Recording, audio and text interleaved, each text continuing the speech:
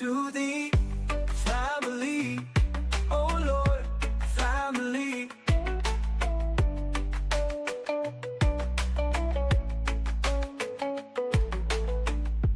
Don't you lose today, we pray for victory. Singing go Cox, go, go, go Cox, go, go, go Cox, go. Forever are we, forever to thee. Let me hear it now, go Cox, go Unani, go Cox, go get cocky, go Cox, go gonna beat them. Forever to we, forever to thee, forever to thee. Family, oh Lord, family.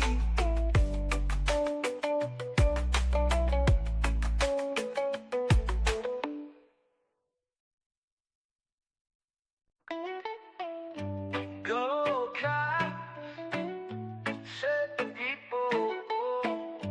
Don't you lose today, we pray for victory. Singing go Cox, go, go, go Cox, go, go, go Cox, go. Forever are we, forever to thee. Let me hear it now. Go Cox, go, Hunani, go Cox, go. Get cocky, go Cox, go. Gonna beat them, go Cox, go. Forever to we, forever to thee, forever to thee. Family, oh Lord, family.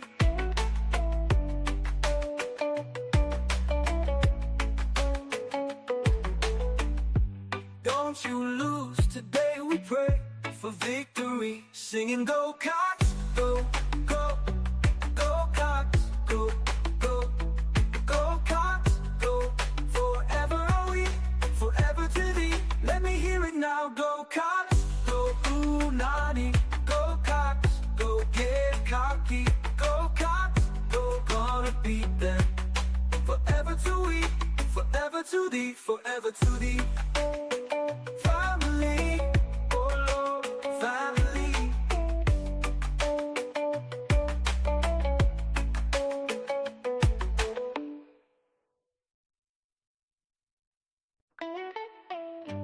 Go Cat, set the people. Don't you lose today, we pray for victory. Singing go Cox, go, go, go Cox, go, go, go Cox, go. Forever are we, forever to thee. Let me hear it now. Go Cox, go, Hunani, go Cox, go. Get cocky, go Cox, go. Gonna beat them, go Cox, go. Forever to we, forever to thee, forever to thee. Family, oh Lord, family.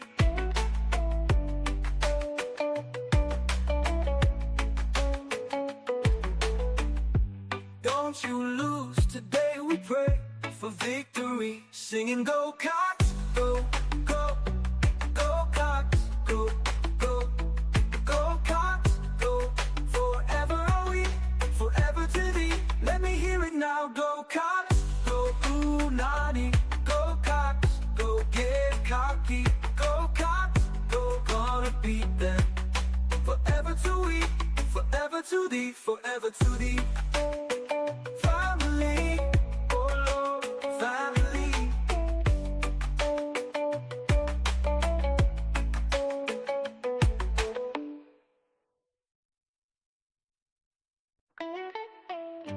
Go Cat, set the people. Don't you lose today, we pray for victory. Singing go Cox, go, go, go Cox, go, go, go Cox, go. Forever are we, forever to thee. Let me hear it now. Go Cox, go, Hunani, go Cox, go. Get cocky, go Cox, go. Gonna beat them, go Cox, go. Forever to we, forever to thee, forever to thee.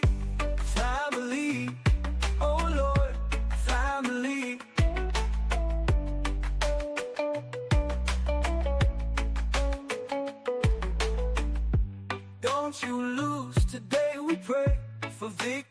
Singing go Cocks, go, go, go Cocks, go, go, go Cocks, go.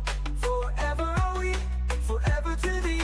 Let me hear it now. Go Cocks, go Unani, go Cocks, go get cocky, go Cocks, go. Gonna beat them. Forever to we, forever to thee, forever to thee. Family, oh Lord, family.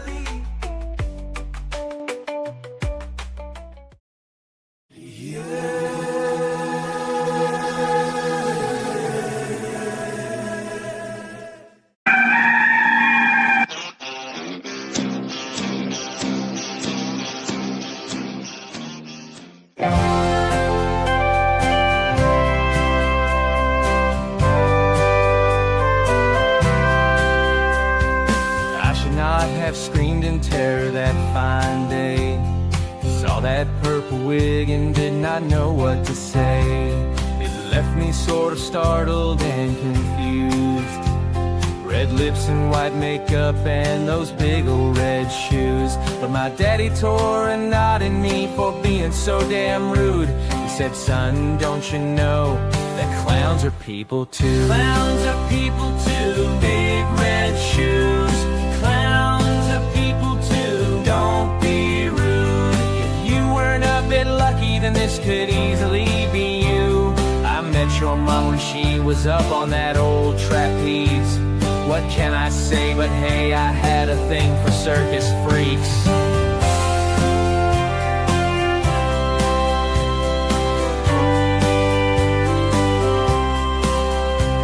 I started watching Bozo and warmed to the movie It. Killer Clowns from Outer Space to me was a big hit.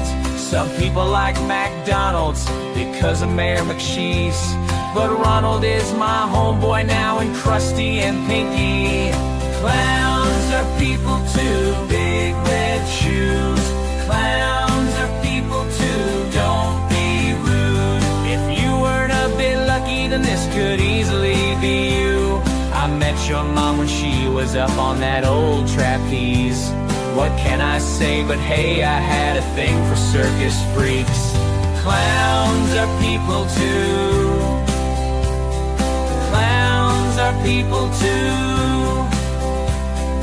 Now I own some tiny horns and got me those red shoes. I don't know much but know one thing that's true. If you don't know anything, just know that clowns are people too. Welcome to Inside the Gamecocks, the show, part of the Chief Sports Network.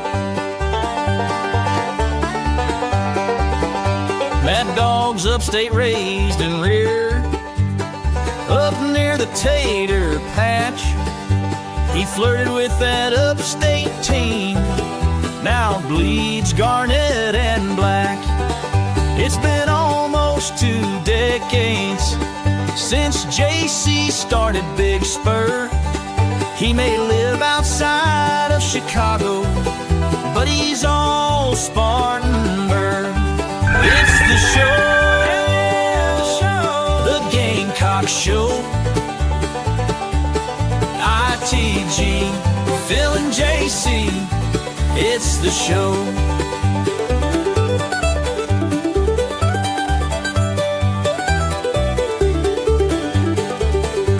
It's fun and entertainment, but also information, things you cannot get on radio. It's the show. Gather around all you Gamecocks, it's the show. The show. Let's go. JC and Mad Dog Mully on the Gamecock Show.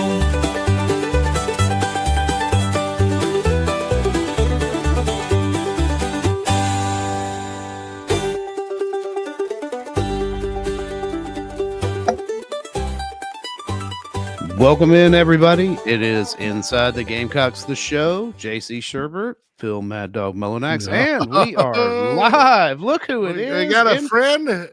Mom let us have a friend come over. That's What's right. up, fellas? Yeah, Mom said we could have a friend, so we decided to invite Mike. Yeah. You know, welcome.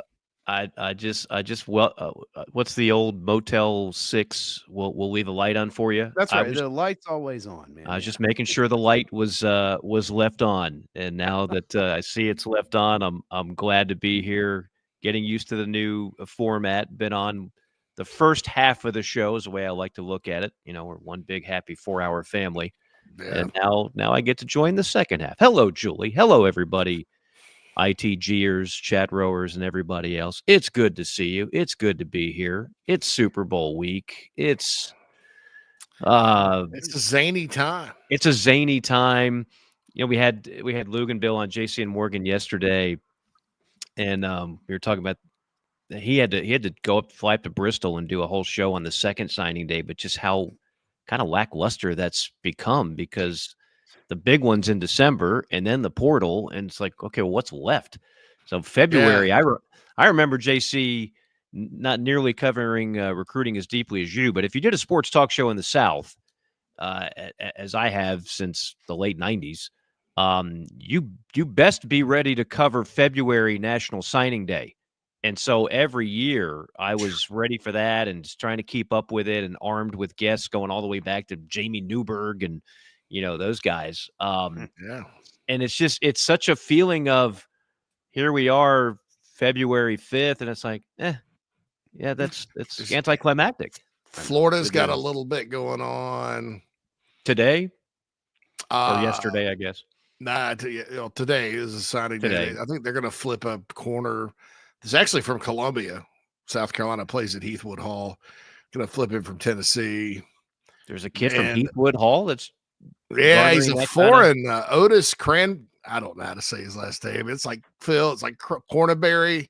Hold on, something like that. He's originally from Africa and lived in Georgia, and he ended up at Heathwood Hall. And South Carolina was never all that interested in him. They thought he was okay. He's rated pretty high. Tennessee took him, and Napier's going to probably flip him to the Gators. That's one story. Conan Barry. Yeah. It's Otis. His name's Otis, which is a great name for a corner, by the way. But so he's going there. And then Bill Belichick in North Carolina, that's a storyline. And I had a little prediction on the morning show. I said, it's it's either going to be a case study and evaluation, like all these guys are going to be ballers, because remember, Belichick was the one that taught Nick Saban the critical factors, and Saban and Urban Meyer are the two best evaluators at a blue blood I've seen. Probably Mark D'Antonio at a non-blue blood. It would be another pick. Frank Beamer too. I got to throw him in there, but it's never a bad idea to evaluate like Nick Saban. And so I'm wondering if some of these guys Belichick got are either going to be better, or it's going to be one of the worst classes ever. And I'll tell you why. And I said this on the other show, because of the NFL arrogance. We see it in the draft. I can save you. It's like, I am legend. I can save you. I can fix you. It's like, well, when you say save, are they character questions, or are they just stars that are he sees something in him nobody else did? The number of bad quarterback. There's more bad quarterbacks in the NFL than good ones. Okay. Think about the number of bad quarterbacks that have been drafted by this genius of a league through the years. Oh yeah. High. The money wasted, $30 million on Jamarcus Russell. Genius. And a lot of these guys too, some of them are consensus, Mike, and it's a surprise they don't work out. But then some of there's a lot of people in college are going, what the hell are they thinking? And they're like, well, we can fix him up here at the mighty NFL. And then, of course, they ultimately bust out and people get fired and lose money. So I don't know. It's sometimes NFL guys, they have that arrogance. He's only got one arm. Oh, we can teach you to play linebacker. Wasn't there a one-arm linebacker though? That was one-handed linebacker. Yeah, he did that. Yeah. UCF, right? Yeah. Well, UCF had the kid who was missing that, and then you have the Kentucky linebacker who had six fingers. That's a competitive advantage there. Well, you could look at it that way. I had a bus driver should do something. I had a bus driver, Miss Hall. She had 6 fingers, but it didn't really work to her advantage. She wasn't a very good driver, but that's a whole other story. The salad bar lady at Burns High School had a peg leg. I believe it. Yar. Charged me 25 cents more because I got extra cottage cheese. Anyway, we're gonna have a good show today with Mike. Speaking of quarterbacks, so Mike, this morning on coffee, I went through and because Clint requested it, and I take request. You know, I'm a very loving man of the people. Individual. So on coffee today, I took request and I talked about South Carolina actually has 3 of the top 10 quarterbacks for the 2026 class interested in them, and they're in the top 2 for all 3 of them. And they've all been committed elsewhere. One actually was committed to South Carolina and decommitted, Landon Duckworth from Alabama. Jared Curtis, who was committed to Georgia. South Carolina's up there with Oregon for him. He's from Nashville. And then Brady Schmiegel from California. I just got off the phone with somebody that talks to his dad regularly.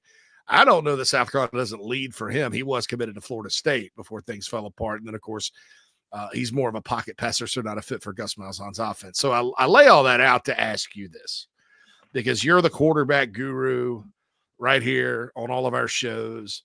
I think you know the position, you know the importance of it. So just give me your 10,000-foot view of college football.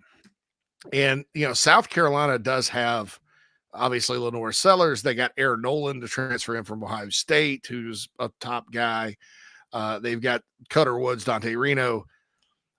Schools, a lot of times, kind of explain it out that, you know, when you recruit with the big boys at this position, you're not going to keep all of them. And talk about that as a strategy as far as, you know, you look at Ohio State. How many Ohio State transfer quarterbacks have gone on to do big things since they left there? Yeah, I mean, and you know, people forget Quinn Ewers was once a Buckeye. You know, a lot of these guys do Joe transfer, but I think with the portal as a safeguard, it's my opinion is, and I'll see what you think, is it's in your best interest to always recruit the very best quarterback you can every single cycle, take as many as you can, and let God figure it out. You know, let everybody, let them compete and let them figure it out. Well, if money is not a factor, and I guess everybody kind of has their own self-imposed cap, if you will, right? Like every program, and this is constantly changing now. We're in the revenue sharing era, but we still have a collective. But then technically it has to be legitimate. But then untechnically, there's still going to be the bagmen. You know, it's kind of hard to wrap your brain around how all this works financially. But if you took the economics aside, I would over recruit the position. I mean, let's just say, and we all hope this does not happen. Okay. But let's just say there's an injury to Lenore Sellers in week 5. You don't want to be, maybe you're 4-1 at that point. Maybe you're 5-0. You don't want your season to just go down the drain without somebody capable of playing the position. Remember, Ohio State under Urban won a national title on like their 3rd quarterback, Cardale Jones. Yeah. You know, they had that luxury. Most programs don't. I mean, most programs, you lose your starting quarterback, you're done. And that's a crappy way to have to finish out a season where you otherwise have talent where you could do some good things. So I'm all about it, JC. I mean, if you can get guys that are willing to be 2, there's no doubt who's going to be number 1 in that quarterback room. But the other thing is, and he may be, by the time these guys get in too, Mike, if he has a great year next year, you know, this is for this coming class. But yeah, but a guy like Aaron Nolan that came in from Ohio State, he was a high 4, low 5 star, spent 1 year up there, you know, and he understands he's going to be the backup. But to your point, if Sellers got hurt, then you got this guy that's really talented. Heck yeah. You know, and you don't have to depend on a freshman and all that. Right. So, right. So no, and he knows. When I saw that news, you know, some of your reactions, like he does know he's not going to play much, right? But obviously he knows that, and he's willing to accept that role for 2025, looking at big picture, well, what could 2026 and beyond look like for him? Absolutely. And and then South Carolina. So if they get a blue chipper in this class, 2026, because after today, this is the unofficial end of 2025. And look at the years, man. I mean, I get a little upset, Phil, when I start talking about 2027, because that 7, you guys know this about numbers. 7 it seems like so much bigger than 6. Like $700 to me is a lot more than 600. Yeah. And it feels lucky too. If you beat a team like in basketball 80 to 69, that seems a lot worse than 80 to 60. Maybe it's because of grades like below a 70s D. I don't know. I don't know why that is. But so they this coming year, you've got Dante Reno, who will be coach's kid, developmental guy, and then Cutter Wood's a freshman, and Aaron Nolan, and then with 2026, you shoot for the moon and get one of these top 10 guys. I like that spacing, but I also in general, you look at kind of the way Ohio State lines them up. Arch Manning, as Tom said yesterday, redshirting at Texas, he's like, that's the best thing that could have happened for him. There is some development, and then you just never know. I mean, what if Quinn Ewers did get hurt this year, Mike? Thankfully, they had Arch Manning, right? Mm-hmm. And Quinn was very injury prone, so that was smart. Manning, did see time. Mm-hmm. Yeah, previous year they had Malik Murphy, who was good. Right. And Lenoris is built like a brick, house. So we kind of, it's easy to feel like he's invincible, but as we all know, in the LSU game showed, you're not invincible. Like a lower leg injury that can happen to the best athlete on the planet. He's going to keep running. He's going to take shots. I don't expect the Illinois Lenoris Sellers. I expect the one that, helped lead the way on a winning streak toward the end of the year on a lot of running and a lot of great plays with his legs. He doesn't take a ton of big hits because he's so damn hard to hit. That's a skill in itself. I was talking about Cam Newton the other day. I guess it was on the other show, JC and Phil, and like Cam was not nearly as elusive as Lenoris. People associate Cam Newton as this great runner. Well, Cam was just at 6'5.5", 265. I've never seen an athlete built like that. And I covered him when he was a rookie in his first 3 or 4 years in the league with the Panthers. And I was just, we would sit down and interview him, and he'd come out there in an Under Armour sleeveless shirt. I'm like, my goodness, when did they started building quarterbacks like this? But Cam was not the most elusive, but he took it as a badge of honor. I'm not going to run out of bounds. I'm going to take hits, and I'm going to try to run over people. And a lot of times they would just bounce off of him. Lenoris is a little smarter than that. He doesn't do that. And so he doesn't take the same amount of punishment. Ultimately, that bravado, I think, hurt Cam. He started to get injury riddled. He couldn't throw the ball the same way. And quite frankly, he was not the same player. I think Lenoris understands there's nothing brave about just having 250-pound linebackers that run a 4.48 just square up and pound you into the ground. That's not cool for a quarterback. You don't need that. No. Nobody wants that. So, but with that being said, he's going to take hits. I mean, it's just the nature of running. And one of these days, someone could hit him good, or a lot of these injuries are non-contact. I mean, he could just take a cut, and the body goes one way and the turf goes the other. And okay, now you're out, I don't know, 4 to 6 weeks. So yeah, I don't think you can ever over recruit the position these days, JC. Again, not thinking about money. Now, if you've got, it's like the old food card when you were in college and you've only got so much money on it, so you got to, do I really want that steak or Chick-fil-A? I can have 5 of those for that steak meal. You got to think. You got to be careful about that too. Economically, you don't want to just have like 4 quarterbacks in the deepest quarterback room in the country, and then everywhere else is thin because that's where you spent all your money. Yeah, man. Like Phil's wife kept me going and sustained 1 week for a week straight off her meal card when we were in college. wondering I'll where never that was forget going. those chicken tenders, man. Yeah. It's amazing. Yeah, you might need to. Yeah, that might be another thing for you to thank Shirley for. Hey, That $40. that might not have been the meal card holding you up there, buddy. Oh man, she may demand repayment, No. restitution. One time, Phil's mother-in-law. All right, so those that don't know, one time, gosh, it was I was in college, and that's back when cell phones cost money. And I think I called because Phil's wife's a good friend of mine. We've been buddies since college, and I think I called her. I was in Columbia, and I think I called her collect on her cell phone or something, or ran up her minutes, and old Shirley she wasn't gonna let it go, right? And finally, it was we both. Phil and Nina got married on June 7th, and my ex-wife and I got married 3 weeks later. And there's all this fun, like nice stuff going on, and there was going to be beef at the wedding. And so me working 2 or 3 jobs as a struggling sports writer, scraped together $43. And I went in and paid to where she worked and asked to speak with her and paid her cash right there and made it up. She's like, well, $40 may not be a lot of money to you, but it is to me.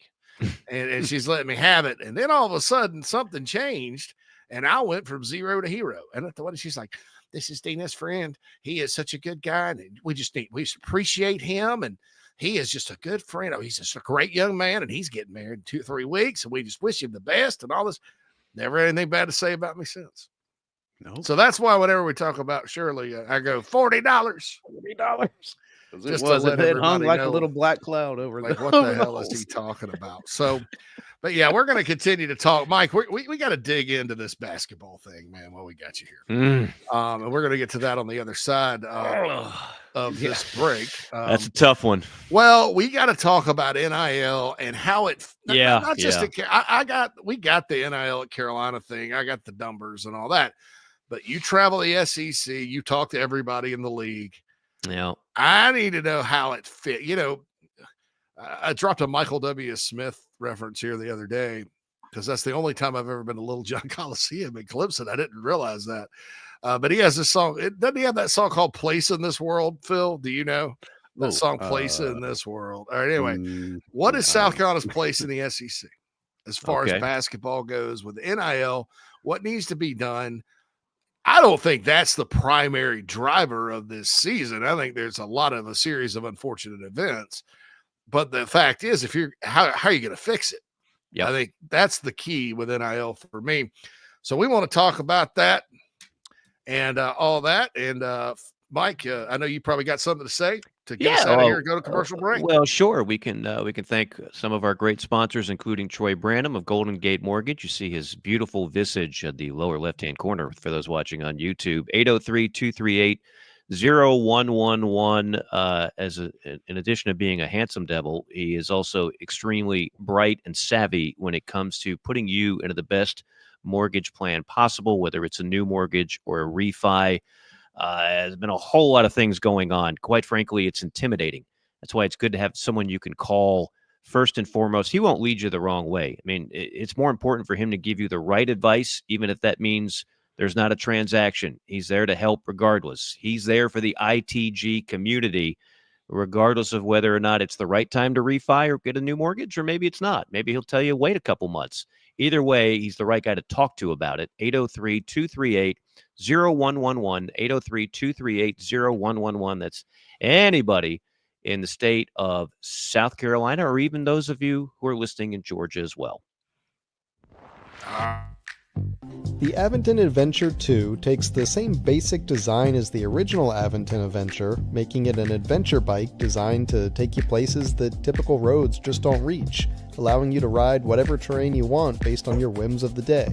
Look at what you're getting. Hydraulic disc brakes, torque sensor for responsive pedal assist, great LED lighting, suspension, a beautifully welded frame with excellent build quality, included rear rack, included fenders. The list just keeps going on.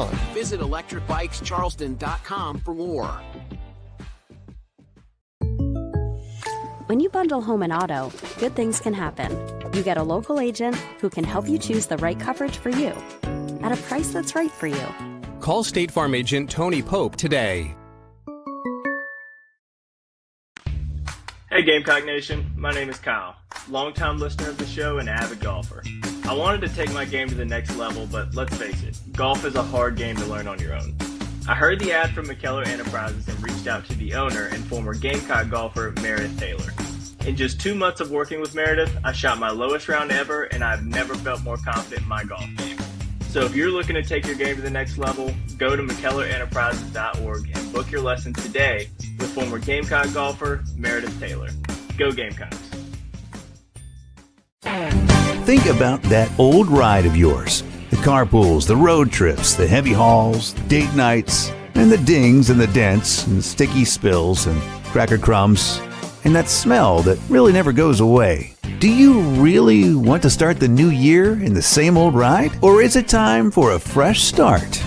Now's the time for incredible New Year's savings at Love Chevrolet on the entire lineup of award-winning vehicles. Love has more new Chevys on the lot than any other dealer in the Midlands, in the color, style, features you've been looking for. With New Year's savings and Love's famous low price guarantee, your new ride in 25 will be invigorating, exhilarating, and affordable too. South Carolina's #1 volume Chevy dealer, I-26 at Harbison, and online at lovechevy.com. Together, let's drive.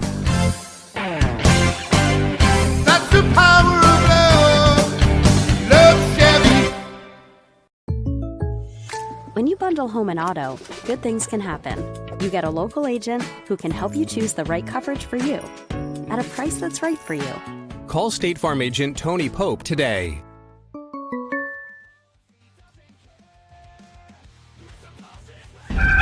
Welcome back, everybody, inside the Gamecocks The Show. Here we are, second segment of the show. If you missed it, Coach Paul Maneri, head baseball coach, South Carolina, joined JB Will Crow today on the morning show. Check it out. He dropped some scoop. We know who the starters are going to be heading into opening weekend now, so we demystified some of that, where Petrie's going to play, some thoughts on the entire team. Really thorough and, quite frankly, very candid interview with Coach Maneri. But we will turn away from the potential of baseball and look at the reality of hoops, since we have Mike Morgan in with us. Mad Dog, I'll just say this in closing, and I know the first show was heavy on baseball, and obviously we'll talk baseball all year long on both shows. Get used to Paul Maneri being a tell it like it is guy. I've covered him for a long time. He doesn't sugarcoat stuff, and he doesn't BS people. That's just the way it's going to be. People are going to love him because his personality, he's a truly, genuinely good man. But I also have been around Gamecock baseball for roughly 25 years, and I know that if the season gets off to a bumpy start, and I just saw the preseason poll is out, 14th. 14 out of 16. I had originally heard from somebody close to the program. They thought it was going to be 15, but they're ahead of Missouri, which is last, and then Ole Miss. So technically 14th.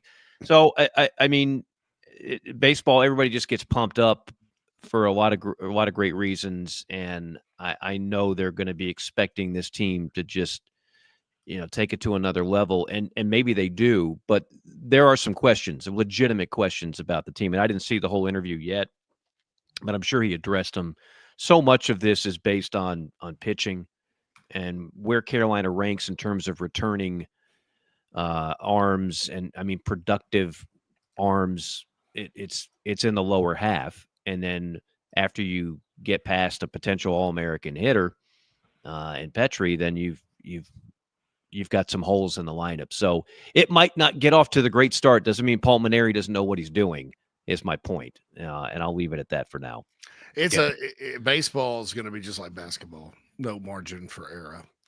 Correct. Error. I think, I mean, honest to God, Texas coming in the SEC, I know they got to the further in the playoff than anybody else, and they're a great program and had a great team.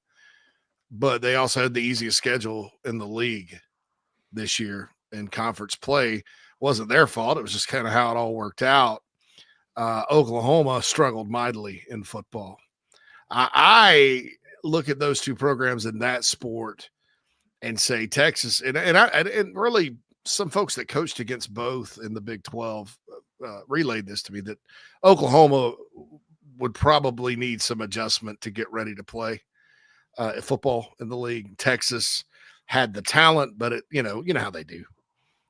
I mean, Texas sometimes just, all the talent in the world. Well, the timing was perfect for Texas, and it could have been worse for Oklahoma, because when Oklahoma had it rolling now, and they had Heisman Trophy winners seemingly every year, and was winning the Big 12 and dominating that league much more than than Texas was. That's when Oklahoma would have said, "Hey, let's go to the SEC." And good luck to you, Texas. What was tough about their season, Mike, and I kind of called it. I got to give myself credit. I called it. I said they're going to struggle because they lost the five offensive line. You did. You said it all line, and people want to blame Jackson. Well, he's running for his life, dude. Yeah. I mean, how do you? In that league, and then all the receivers got hurt. So they had serious issues on offense. What I was impressed with, because the defense at Oklahoma in the Big 12, they would run into SEC teams. They could not stop anybody. No. The Stoops days were long in the rearview mirror. And so what he's done is the defense was as good as just about any of them in the league. Alabama found that out the hard way. But but they struggled and Texas struggled. But in football, I was like, well, that's just another good team. I mean, yes, they have more wins than just about everybody except Alabama coming in. They're top 5 in wins. They're great programs. But I didn't necessarily think it made the league tougher. I think it created scheduling issues for some teams. I think with basketball, it's really more about them just being another good team. Both of those teams, good teams coming in, which has surprised me because the Big 12 is a pretty good basketball league. But just this year in the SEC, it's stupid. It's just crazy. I didn't know this, Mike. Kentucky's 4-5. Yeah. In the SEC. I was like, when did that happen? I thought they were doing pretty well. Well, they were. They're 4-5. Losing Lamont Butler is key. Not to make excuses, but you're going to see here as we're taking the turn, to use a golf analogy, in conference play, heading into the back 9 SEC games. There are going to be some good teams that are about to get humbled. Like I've got Vandy, Texas on Saturday. I think Texas, who I just had, is spiking up. I think Vandy is in the danger zone. They lost to a shorthanded Florida team last night. They don't have the most talented roster. They don't have depth. They don't have size. And I'm going to tell you what, in late February, a lot of guys start feeling the length of that season. Legs start getting a little heavy. Ankles are sore. Shooting percentages go down for some folks. And so some teams that everybody's really high on now in the SEC, which I think Lenardi, I didn't check the latest, but as of a day ago, it was still 13 bids out of 16 teams, which is just insanity. Absolute insanity. But a couple will be humbled. I wonder what the NIT rules are, because my understanding is the way they changed the rules, the next 2 that don't make it to the tournament from the SEC get auto bids to the NIT. Correct. But I wonder if you could do it with a losing record. I'm asking for somebody I know. Asking for a friend. Yeah. Asking for a friend here. Well, it's funny you mentioned that, and I didn't have NIT talk on my bingo card today, I must admit. But if you notice what the NIT is doing, they are also saying, you know what? And look, I've done a lot of NIT games for ESPN. They still make money. Your name is synonymous with NIT. Well, the only living NIT announcer to call back-to-back, baby. Right. I think St. John's or somebody did it before then in like the 40s. I'm pretty sure their announcer's dead. So I got that going for me, which is his nice. name was Skip or Scoop McDonald. Scoop McDonald here, and the ball goes inside to the big man. They were he the dominates red men. the paint like no other. That's back when they were the Red Men before they became PC and went Red Storm. A two-hand set shot from the 15-footer. Oh, and it's good. And St. John's leads it by 7 here at the Garden.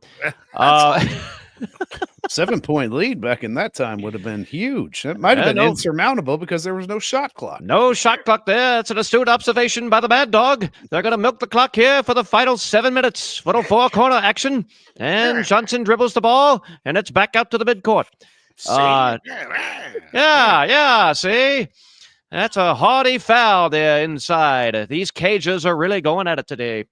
I don't know where that voice came from, but I like it. I think we should do the whole show in that. But no, the NIT is now saying, you know what, we want more power programs. We don't want the winner, the winner of the regular season MEAC, the winner of the regular season Atlantic Sun. Just give us the heavyweights. It's a made for TV event anyway. I mean, the NIT is like watching, the Myrtle Beach Bowl for a lot of people. So, yeah. It became really like for about the whole it got stupid. Phil, add NIT before they changed the rules to the stupid list. Yes. Because there were really good teams in power conferences that probably weren't sad they didn't have to go play, just to be honest, because some teams turn it down. But they didn't get in because of these dumb, it was a mid-major invitational, basically, when it really should be set up, to have good TV matchups, in my opinion. And that's true. That's where we're headed. I don't know. I don't know if you can get in with a losing overall record or not, Phil. Maybe I'd have to check the fine print. Maybe we can have Mad Dog look that up. I don't even know. I'm looking at it. It does not, from what I can see, it does not specifically exclude teams with losing records. There's no stipulation there. The only criteria listed is you have to be the next top 2 in the net rankings, aside from those who have entered the tournament. So it's not the standings. It's not the standings. The net rankings, right? Yeah, which is where you're going to get killed. That's pull against LSU. Well, Hey, I was looking at my schedule the other day, just trying to map out the rest of my February. Guys, I've got the Carolina LSU game in Baton Rouge. That could have NIT implications. I'm just saying. Battle for the NIT. The battle for the NIT right there at the PMAC. A lot on the line. I'm going to say less than a raucous crowd on hand. And may the best man win, and perhaps punch your ticket to potential NIT eligibility. How about that? It's not even in the Carolina owes them for last year too, so you're carrying that with you.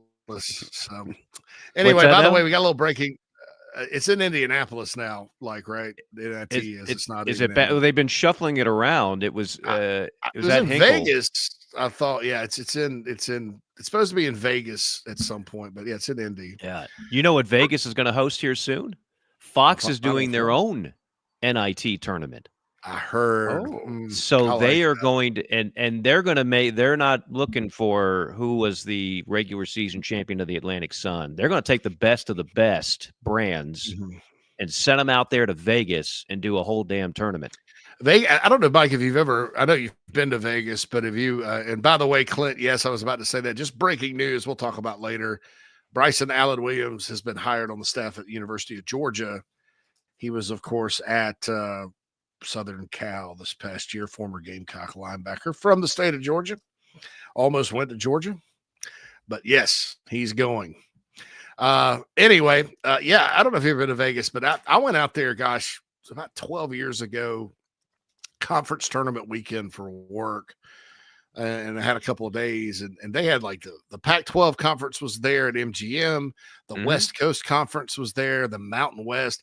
They have enough arena space in Las Vegas to have multiple gyms going. It's like an AAU event, and then they built a new arena for the daggum Las Vegas Knights for hockey, so you can play basketball there too. Right. And, and then you could actually theoretically play it at Reliant Stadium as well. It's a dome. So it's a perfect setup. I think that's a great place for sporting events, especially basketball. It's a good basketball town. I love me some Vegas now. Yeah, that's the thing there. I think they'd be wise to do that. And I agree with what Fox is doing, and to kind of get back into the original topic that I think I figured I'd ask you about. Yeah. They're having, how we've had the Great Alaska Shootout. And, I mean, man, I miss the Sugar Bowl tournament, the Sun Bowl tournament in basketball. My dad took me to the Sugar Bowl tournament right there in that stadium in your picture, when I was in 1986. We flew down to New Orleans, and I watched the Gamecocks play C.M. Newton coached Vanderbilt and beat them in 2 overtimes. And then in the championship, they played Raleigh Massimino and Villanova and lost. We just had to go there for some kind of work thing, but I was a kid. And he took me down. We called the Sugar Bowl tournament. South Carolina's played the Sun Bowl tournament in El Paso. They don't have those anymore. Everybody just takes Christmas off. So we forget about college basketball for a week. It's not coming back. What is coming, though, they are putting together these invitationals with NIL dollars attached to them. I know you've probably read about the one. These are going to be more and more popular. I've already done games where they do that, JC. Yeah. Like, for example, I had a Mississippi State game where they played in Tupelo against Will Wade's team, McNeese. And when Will Wade came to us and when Chris Chants came to us, we were talking about why Tupelo. Because they get to take that money and put it towards their NIL. So Will Wade got a check and Chris Chants got a check for their respective NIL programs. That is the future. Like, you're going to see more and more of that. More and more of just specific NIL raising events on the calendar. See, I think bowls in some ways could tie in with that. But yeah, I think in basketball it makes sense because at certain schools, you know, especially if they are putting a lot into football, and in South Carolina's case, Mike, you know, you have a world-class women's basketball program that you can't just not give them anything. And then you care about baseball a lot. So, I mean, I say sometimes South Carolina has Ohio State expectations or Florida expectations, probably more so than Florida. Across the board, you know, they expect to be good at everything. And there's nothing wrong with that. But then when you're talking about dollars, you got to kind of be creative. So, you know, South Carolina's sitting anywhere from 1.3 to 1.75 with NIL money this year. Last year's team that won 26 games, I think, was less than $1 million overall. Rev share is going to probably be around 3 with South Carolina and everybody else. What needs to happen dollars wise to stack up with some of these other schools? Right. You don't have to give away the any kind of super secret information, but just kind of give us a range of what it takes these days. And again, I've said this over and over, I'm not blaming this season on lack of NIL. It's a series of unfortunate events. Namely, a lot of players they were counting on aren't as good as they should be. And that's namely. And number 2, they're sloppy. Yeah. And number 3, you basically could probably, you know, put a lot of these teams in the NBA Atlantic or whatever and win, you know. So what as you see the conference in hoops, you know, South Carolina, how do they fit? I know you've said the program can be good. Your thoughts, just give it to us. Give us the truth, Mike. All right. You want me on that wall. You need me on that wall. Who's going to do it? You, Lieutenant Weinberg. Lieutenant Weinberg. I have neither the time. First off, last year, you brought up the number last year. Last year was striking gold. Okay. First off, you had a very under-recruited star in Murray Boyles, who was not offered by Frank, was not offered by Clemson, was barely offered by anybody, was kind of a late bloomer, and by the time teams got on him, Lamont had already punched his ticket to Columbia. But he wasn't a big NIL guy. And Talon Cooper, as good as he was for this team last year, there weren't people just salivating over Talon Cooper. And so you got key players without big price tags. You know, you were like the old school New England Patriots navigating through a salary cap era and getting prime value for players that were kind of flying under the radar. You can't sustain that. Okay. That's not sustainable. You're not going to have that year after year. So this year, as you properly pointed out, they spent more. and you mentioned the figure, and I feel a lot more comfortable you saying the figures than me for various reasons. But you're not wrong, and I can tell you where that figure ranks from what I understand and some of the programs that I've been across, and just feeling around what the numbers are. The numbers are closer to 4 to 6 million in the SEC by most schools. Okay, so that doesn't sound like a huge difference, but if you like in football, maybe that wouldn't be so big. Well, one's spending 2.5 million more than the other. So one's spending 13.5 and the other one's spending 16. That's not so bad. But when you do the math, in many cases, you've got programs in this league spending more than double than you are. That's the proper math.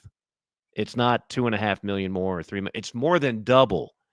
So it makes it very hard to get the right amount of talent to compete with the big dogs. And this just in, everybody in the SEC is all in on basketball. They're all in on football. We know that. They're also all in on basketball. Now, there's a few that, quite frankly, are not all in on women's basketball because they look at it as, why are we going to spend a lot of money on a sport that even the Final Four teams lose anywhere between $5 and $10 million a year? We're not doing that. Why are we going to put it in college baseball when even some of the premier programs don't turn a profit there? We're not doing that. But everybody's in on the two main revenue sports, football, men's basketball. So this is not like, they don't even care about the sport, so we can at least be better than them. No, they're all spending money on men's basketball, and a lot of it. So the short answer to your question is, I truly believe if you want to really compete for big prizes, you have to pay commensurate with what the top schools are paying. Now, your other point is also valid. That's not the only reason why this team is in last place in a 16-team conference. Some guys, and this is gonna happen. Some guys in the portal who you think can be this good will not be that good, and then you sign a big time freshman that was or you get him to go from Texas to Carolina, who everybody had on the top 50 in recruiting, give or take. Yeah. Mm-hmm. But he's clearly not ready. And I understand where a lot of people are like, why just play him anyway? The season's a loss. I get it, but that's not what most coaches do. Most coaches don't just sit there and go, you know what, I'm just going to tank the rest of the year and start grooming these guys for next year. And I'm just happy. I'm content with being 0-18 in conference. That's not the way coaches do it. Fans can do that, and that's fine. Mm-hmm. But coaches don't do that. Okay. I see it more in football when, like, end of the year, they'll put the young quarterback in. Right. Trying to catch a spark, but really, we're probably not winning anyway. So But basketball, I've rarely seen anything like that happen in basketball. No, if you're Cam Scott and you're getting beat on defense and you're not doing much on offense, it's really hard to earn a lot of minutes.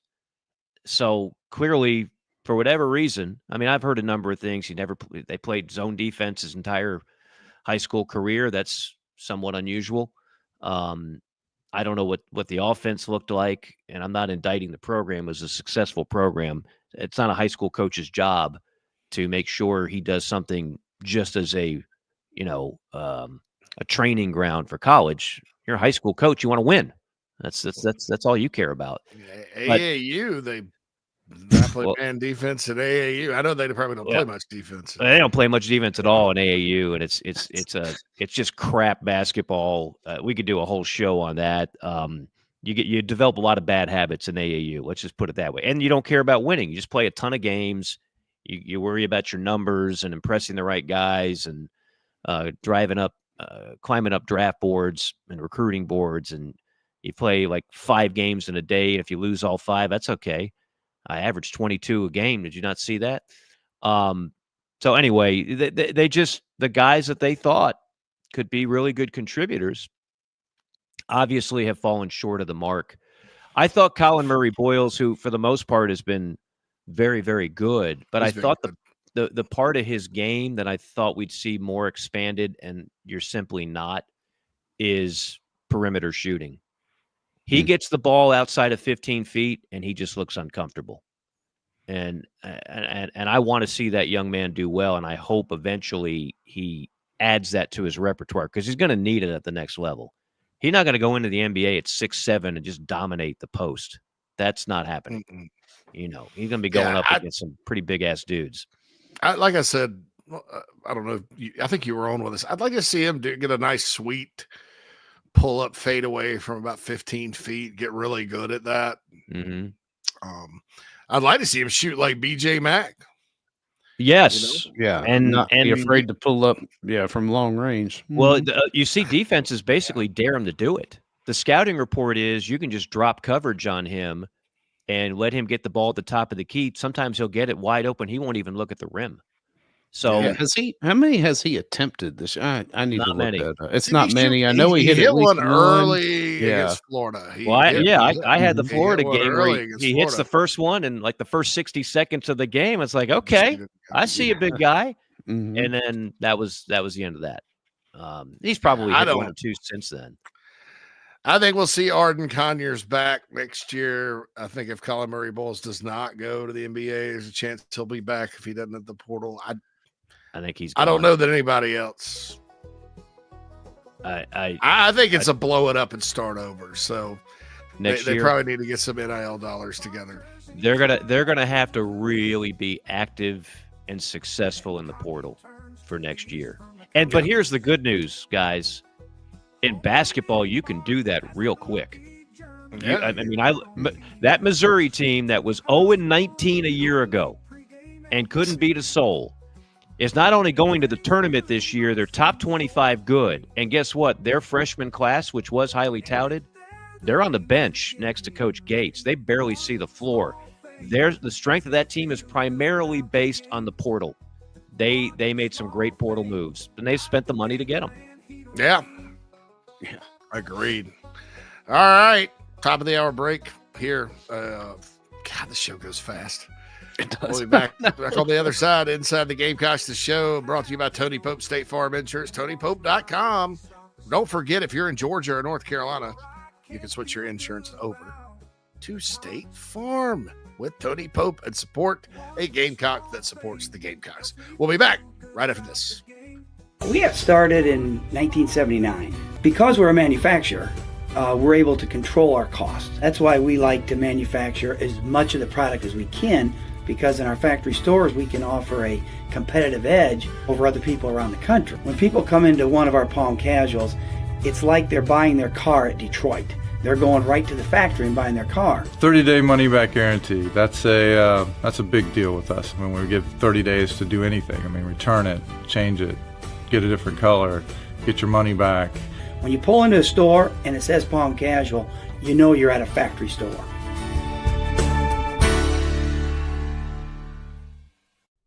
Charleston Fitness Equipment is keeping South Carolina in shape. Clients have come from all over the Palmetto State to find that one piece of equipment that they enjoy that keeps them looking and feeling good. Whether it's a home rower, treadmill, elliptical, free weights, a home gym, or something else, Charleston Fitness Equipment keeps the mirror smiling back at you. Get in shape like the Gamecocks do. Visit charlestonfitnessequipment.com. Gamecock owned and operated and proud partners of Inside the Gamecocks, the show.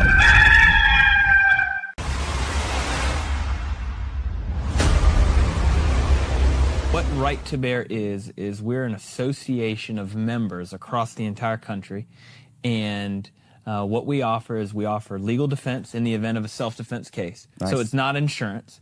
So we offer an attorney in the event that one of our members might have some type of an accident. ProtectWithBear.com. We've got all of our social media accounts on the bottom of our website. We've got blogs, articles, detailed description of all of the coverages in depth, and we'd love to have you come check us out and ultimately get the protection you need.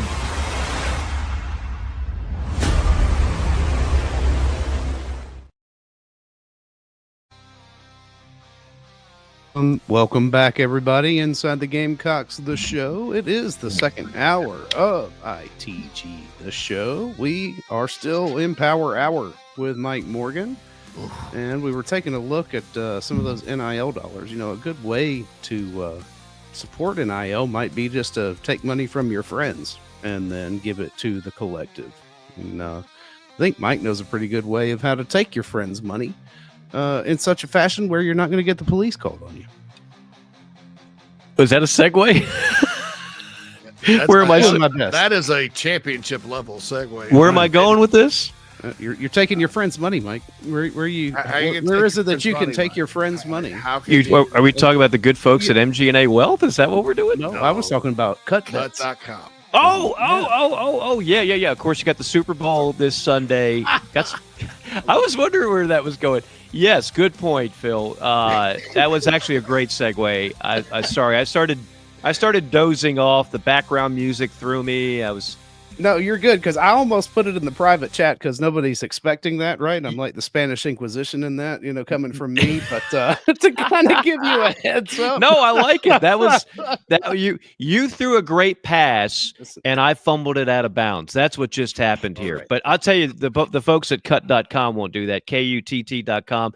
Those of you that are on the Chief Sports app, the thousands and thousands of you that take advantage of that service, you've probably been noticing some notifications on chance to sign up. Again, the promo code Gamecocks, 10% off. Gamecocks, the promo code.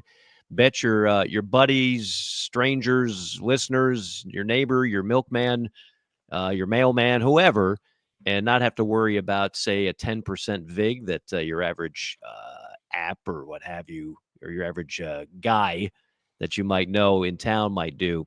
They don't do any of that, and they do instantaneous payouts. That's a big deal. No chasing. Go to KUTT.com. It's also an app if you have an Apple phone. KUTT.com. A couple of South Carolinians that came up with this concept a while ago, and it's been uber successful and a whole lot of fun for you and the people that you take part in it with. Well, there, I redeemed, I hope. You were did. I was like, who I was like? You're fantastic, Mike. I was like Angel Reese. I intentionally missed 7 layups so I could pad my rebounding stats. That's right. And then claim that I'm a big double machine. There is an account when you're grabbing your own bunny rebound. Yeah, like right? I get it from 1 foot from the basket. I hit the bottom of the ring, dunk. Then I hit the top of the backboard, dunk. But I keep getting my own rebound because I'm taller than everybody on the floor. And then when the game's over, I shoot 12%, but I got 11 points and 14 rebounds. And people are watching the WNBA because I'm here. There is an account on social media, and I was going to play this if we'd ever do the Love Chevy Drive Around the SEC on this part of the program, that it's all dedicated to Angel Reese. And the guy continually yells every time Angel takes a shot, which it's typically an air ball or a missed layup, and he just goes, bang! Just like that. That's just, and I'm telling you, it has me in tears. I just stumbled up. It's all over Instagram. And it just shows, it's just like 2 guys yelling and kind of pretending to be diehard Angel Reese fans while they're playing highlights of Angel Reese games. And every time it's a double dribble, a walk, a missed layup, the Angel Reese, bang! Every time they do it. Bang! I'll send it to you, Phil. Maybe we can sneak it in before the end of the show. Yeah, let me see if we there's a bunch of Instagram accounts out there that's like trying to prove that Randy Marsh highlights from South Park over and over every day will get more followers than a WNBA franchise. And every day it's like Randy Marsh 85,000, Washington Mystics 62,000. Well, that's underhanded. That we're going to keep rolling over the discussions. Are you just real quick? Are you guys? Are you all in on the Super Bowl? I'm actually going to go to a Super Bowl party. No, at really? The tavern. Yeah, I mean, we've only been, this is some kind of record. We've only been to the tavern 3 times since. You're like Norm at that place. Since December. Well, yeah, it's just, with doing a morning podcast and all the stuff that I got to do with it, I really do enjoy working. And sometimes, if you stay out too late, you don't really want to get up at 4 o'clock, Mike. I mean, do you? Right. I understand. But and all that good stuff, trying to lose weight, trying to do all that. But it's always fun. It's like a one price deal. You pay one price and it's free food and free drinks. And so we're going to go. But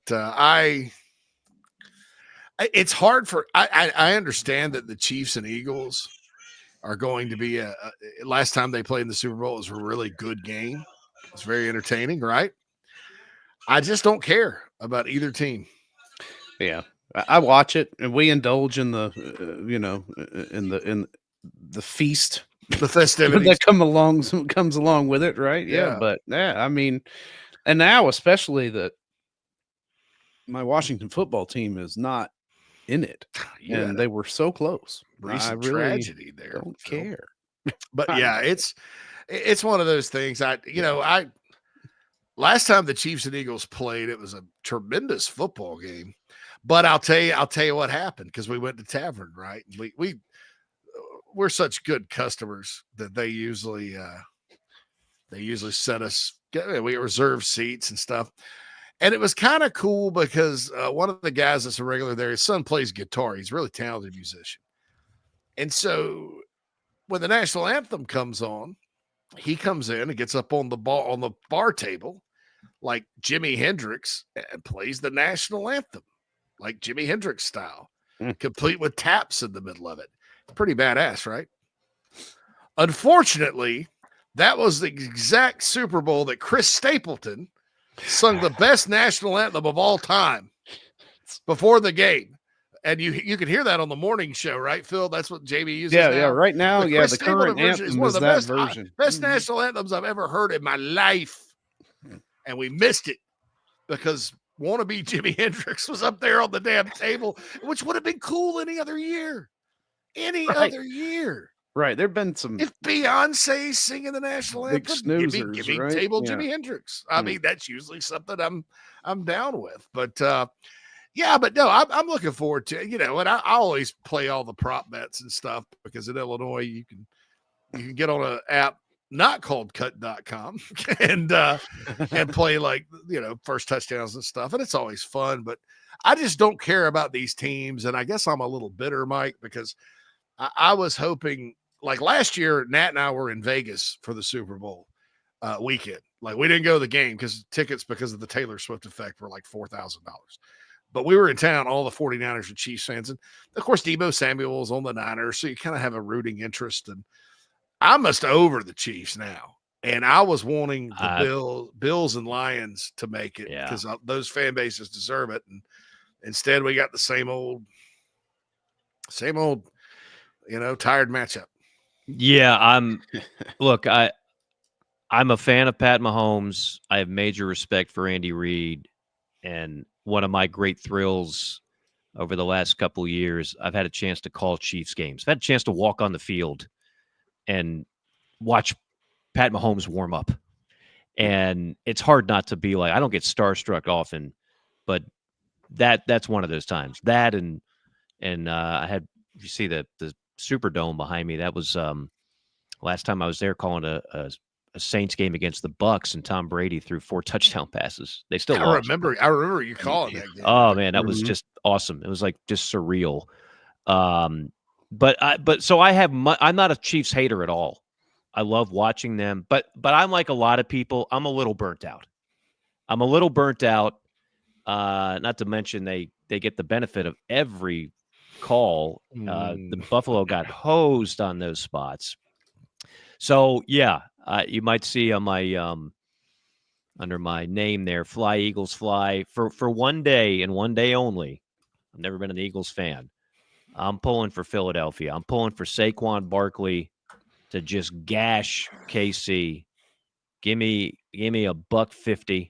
Now I know what they're going to do. They're going to stack the box, and they're going to make it really hard for that to happen, and they're going to make Jalen Hurts beat. I get it, but I'm hoping Saquon is just so damn good that even with that, he's going to go off, and Philadelphia is going to win this game. The line started, I think, around 2, and I was talking to a buddy of mine who lives in Vegas and knows a lot about point spreads. he said it's now down to 1, and that the smart money, not the regular people that bet for fun, will bet on what they know, which is Pat Mahomes, Andy Reid, and Kansas City. But the guys, the whales, they're all betting on Philadelphia because they look at it very scientifically, no emotions. Philadelphia has the better roster. They just do. So that is the better 1 through 22 belongs to Philadelphia, and that's where that money. So he thinks that by kickoff, this could be close to a pick'em game. Oh, that's interesting. Yeah, I like it. I being a Washington fan, I can't pull for Philly. However, I do appreciate the fact that Jalen Hurts is the first quarterback to have lost the Super Bowl and then made it back since Jim Kelly in those Bills years. Oh, so, yeah. First time in that long that they've ever even made it back to get a chance. And I do, while I am tired of the hype and all hysteria surrounding the Kansas City Chiefs right now, a couple of things. Really admire Andy Reid and his ability to continue to innovate and do things this deep into his career, obviously being helped by one Patrick Mahomes, who, if he wins this one, will have done something that Tom Brady never could accomplish, and that's the three-peat. Three-peat, yeah. And I think we all now know that Eric Bieniemy was not calling a damn thing. Right. When he wasn't the mastermind the behind the Kansas City offense. He just was named the running backs coach of the Bears after failing at Washington terribly and failing at UCLA and getting fired. Yeah. How bad do you have to be for Deshaun Foster to fire you at UCLA? Yeah. That whole he's joining the party, the Ben Johnson party with the Bears. He's going to coach the running backs. So there you go. I think we know that. Now, Andy Reid is a guru. I'm with you guys. If it wasn't the Kansas City Chiefs, which is just a franchise I've never had any love for at all. I don't like the stadium. I think I respect the fans. Kansas in general, and Missouri. I guess it's in Missouri, so that part of Missouri. But I do like Mahomes. I don't mind Travis Kelce. I think he's probably a pretty lucky man. He's never going to worry about money, that's for sure. But I don't mind him or his brother or anything. Yeah, prenup. That's going to be. I don't know. Taylor's going to get her prenup. You watch. I respect. I guess I respect them. I don't necessarily like them. Now, Jalen Hurts. The only reason I may want to see the Eagles win, because it's not like they're this long-suffering fan base anymore. Nick freaking Foles won them a Super Bowl a couple of years ago, and they beat the Patriots. They've gotten their taste of glory, right? So I don't feel sorry for them at all. They're not people that you feel sorry for unless they're on a losing streak. Let's just put it that way. But probably the last thing I wrote, guys, about national recruiting. It was a year after I'd kind of left the space, but I was doing for the Sporting News off season, like the magazines that we'd pick up. It's about 2016. I wrote the SEC recruiting roundup, and I remember going through, and of course I can't just bull crap my way through it. I've got to, go research. And so I'm watching this quarterback Alabama's got committed, and he's a top 200 guy. End of the top 200, 4-star guy out of Texas. And I'm like, who in the hell is this? And it's Jalen Hurts. And so I took a flyer. I said, Jalen Hurts may be the best quarterback to commit anywhere in the SEC in this cycle. And guess what he did the next year? He started. And so that's the last awesome call right there in front of my computer in Greenville, South Carolina, doing something for Sporting News that I made. So I've always admired him, I am I a little surprised that he's been as good as a pro? Probably. I would have thought Tua would have been a little better pro, but he's not. And I love all those players from Georgia that they have on their defense. Oh, I was just going to say, it's like a Georgia all-star team. Jalen Carter, my stepson and I, like we continuously like just just want to choke somebody over that, because in the draft a few years ago, the Bears traded up with the Eagles, and we're like, they're going to take Carter. They're going to take Carter. They're going to take, because I thought he's the best player in the draft. I don't care about his driving situation and all that. And they drafted Darnell Wright. Yeah. And the Eagles, sure enough, not only drafted Jalen Carter, we got drafted, and who's really good? Jalen Carter is really good. So beast. He's an absolute beast. There were a lot of questions about it, the character and all that stuff. But if you just want to talk about a guy who could ball, I did a game where they played Mississippi State, was Leach's last year before he sadly passed. And that was a decent Mississippi State team. They could not block him. They tried. No. They chipped. They they put an extra lineman, an extra tight end over. It didn't matter. He's a one-man wrecking crew, and he still does that in the NFL. And then you got A.J. Brown from Ole Miss, who's, again... A.J. Brown was a stud. Absolutely. He was Deebo Samuel before there was a Deebo Samuel. That about 210, 215, 20-pound receiver. Yeah. Like, he's built more like a running back, but just a stud. Saquon Barkley is quite a recruiting story as well. Saquon, Penn State, I don't remember who exactly it was, but they signed like a really high-level, top 10 type guy, 5-star guy to Virginia. They signed an in-state running back that was really good. And then Saquon was committed to Rutgers.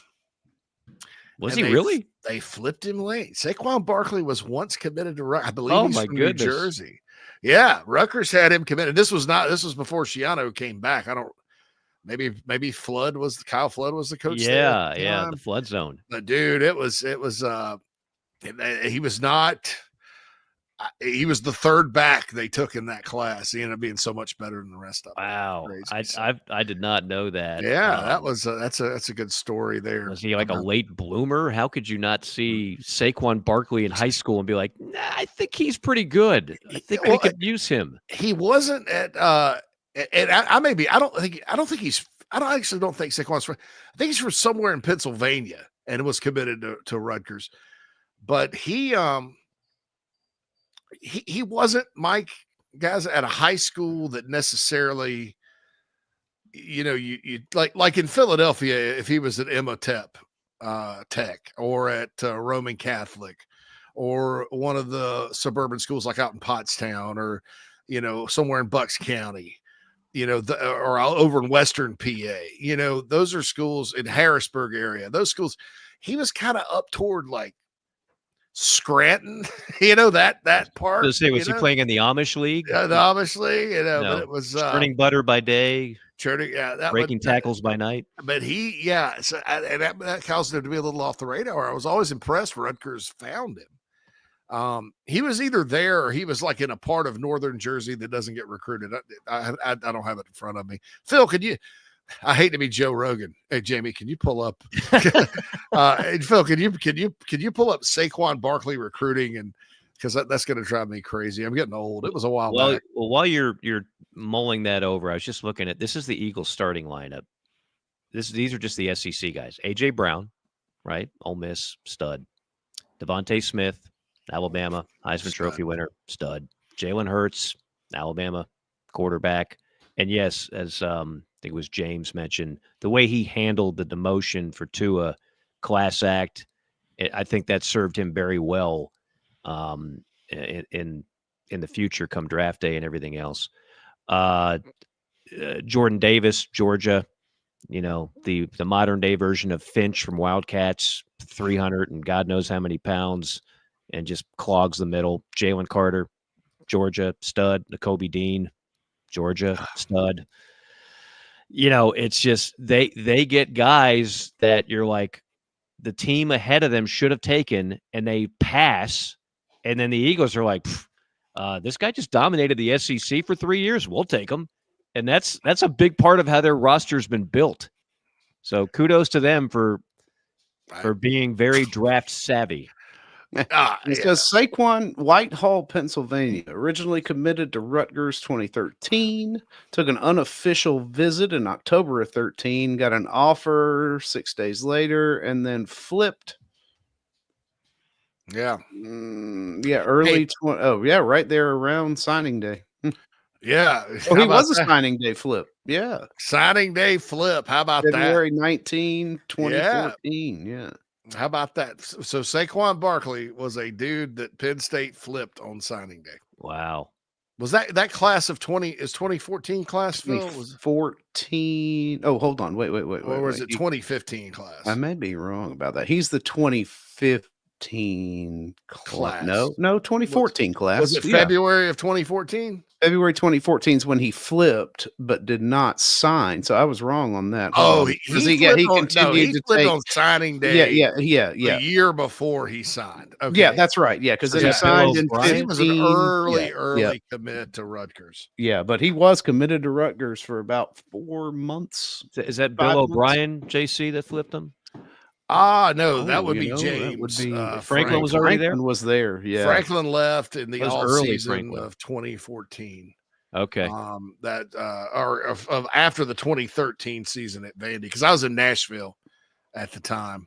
Now we ended up ranking him as the number 6 running back in the country. That when all was said and done, but he was an off the radar recruit that was committed to Rutgers for a while. Whitehall, PA is not. It's not as well known as you would think. But really, the only schools that offered him, guys, Notre Dame found out about him and offered him. Pitt offered him, and Rutgers, in addition to Penn State. That was it. Yeah, the only ones that are listed are Rutgers, Penn State, and Notre Dame. Yeah, and there's Pitt. There's Pitt. Yeah, there's Pitt. Yeah, and that's because that's the that's when I was rocking and rolling. That was class of 2015. Yeah. So yeah, they signed a kid named Andre Robinson that year, and then they signed another one. But all those guys were considered better than Saquon Barkley. They had some good players. Ryan Bates was in that class. Jawan Johnson was in that class. They were all really good. Daquan Kelly was a pretty good player. So yeah, that was James Franklin's first full class because he had taken the job the year before. Got it. By the way, Oren Burks, Vanderbilt, linebacker, Philadelphia Eagles. Yes, I covered Burks at Vandy. He was a stud. I loved him. I thought he was a good player. Yeah, and then Keely Ringo, another corner / nickel, another SEC, another Georgia guy. Like they've got Kirby and all those guys in Athens on speed dial. And they love drafting SEC players. Seems like a fairly smart strategy to me. I'm probably missing some folks too, but they could pay me half of what they pay their GM, and I could put together the exact same draft strategy. Yeah, right. For them. Yeah, that's right. Here, save you some money. That way, you get more. Exactly. Speaking of GMs, this got brought up on the Big Spur. I want to clarify something. These guys in college football. Now, I know Hubert Davis is trying to save his job at North Carolina and says they're going to hire a GM for basketball. I don't know what that entails. Because everybody's starting to gripe. South Carolina does not have anybody with that title. They're not general managers like you think. Like they're not like Ryan Poles from the Bears, that guy. They're basically player personnel directors. They do exactly what Darren Usher does, exactly what Taylor Evans does. They just have a title and get paid more. Because people are starting to go, well, why aren't we doing it?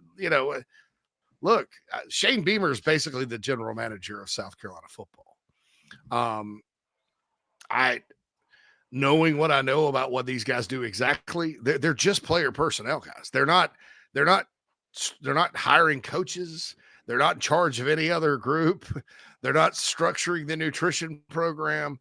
They're basically their job is to run recruiting like the assistant coach that was your recruiting coordinator used to. And just like your player personnel guy does now, or gal. So I just see a lot of headlines. And look, it's uncomfortable for me, guys, because I know a lot of these people, and I'm glad they're making money and they have jobs, but they're just player personnel people. I mean, I'm not, I wanted to clarify that because that seems to be something that keeps coming up. And Bama got it started, right? Like they were ahead of the curve. The first one to do it was Lane Kiffin at Ole Miss because he hired Matt Lindsay from South Carolina to go out there and gave him that title. But that's just they don't. Again, like in the pros, your general manager hires and fires coaches. I mean, they're in charge of all the personnel, including the depth chart at times. Yeah. I think they're more like a capologist at this stage of the game. Like you need somebody to help you figure out the numbers. The numbers. Who's getting paid what? What's the budget? How much can we spend, dare I say, bid on player XYZ? And so you need that. I think Billy Napier just hired one of those. He won't hire an offensive coordinator, which aggravates that fan base to no end. But he hired a quote unquote GM. Yeah, but they're player personnel guys. It's just a type. They're not. Yeah, this is not. They're just money. They're Napoleon. No. And there's they're again capologists. To me would be a better term for them. Yeah. They're not out there with a big board. They're not like who's that Jonah Hill in Moneyball. Or Kevin Costner in Draft Day. Kevin Costner in Draft Day. Yeah. That was a great movie. It turned out to be. I thought I would hate it, and I actually liked it. And I actually liked Brad Pitt in it, which I didn't expect. And Jonah Hill, that son of a gun, is good in everything. Oh, you mean Moneyball, not Draft Day. Moneyball. Oh, I'm talking about Moneyball. Yeah. No, Draft Day was $5. I didn't love it. I've never seen it. Yeah, never saw it. I like to watch the draft at the end where he makes all the trades. I always thought that was kind of cool. Well, yeah. I mean, I love the draft period, so I love the subject line. It was a little Hollywoodish in a lot of respects, but it's about as good as you could have done with that storyline. The draft movie, yeah, no doubt. Yeah. Hey, the if Browns. I want a draft movie, I watch Jerry Maguire. Right. Jerry Maguire. I'm a little taken aback by your word is stronger than oak speech. But no, it's one of those things. But yeah, I think these guys, I just wanted to clarify that because, some schools are not going to. I mean, I'm sure South Carolina one day will hire somebody and call them the general manager, but there's a big difference in those jobs, right? I mean, just let's be, everybody's always looking for what's going to save their program. And in this new world, we all have, sometimes things seem factual and they're not. I mean, they say, oh, this is an answer. Like the guy that went from Notre Dame to Southern Cal. You know how many more games Southern Cal will win now? None. It's not going to help them any. They're not going to recruit any better because this guy is crunching numbers for them. They're not going to win any more games. Not going to be any better on defense. They'd be more concerned about losing Al Golden. Yeah, I mean, it's just, Notre Dame just replaced him with the guy from Texas Tech. Oh, what a transformational hire that was. Nah, it wasn't. The guy at Alabama got $800,000. And Auburn signed 9 of the top 12 from that state this recruiting cycle. As Lou Holtz said about Ryan Day losing to Michigan, what a pity that is. I mean, I'm just anyway. That's just. I'm sorry. Sometimes like message board topics creep their way into the show, and I'm like, I got to express myself verbally about it. But anyway, I keep seeing tweets about Ron Rivera heading to Cal to be a that's right? What kind of set me off, Phil. Yeah. I was like, because everybody said, well, Andrew Luck is the guy for Stanford, and these are big names. They're player personnel directors, brother. Yeah, same thing. And guess what? When Taylor Edwards was the player personnel director in South Carolina, and all this NIL stuff started happening, he went to Green Bay and spent a week with the Packers and their GM to kind of learn about. Well, how do y'all spend the money? How do you determine this? All that good stuff. It's the same thing. It's like, it's the same thing. Anyway, but Mike, I brought up something, and I want to get your take on this too. I know you're not in the ACC, but I keep up with it. We talked about Hubert Davis yesterday, and I gave my Braveheart, my daily Braveheart quote. What news of the North?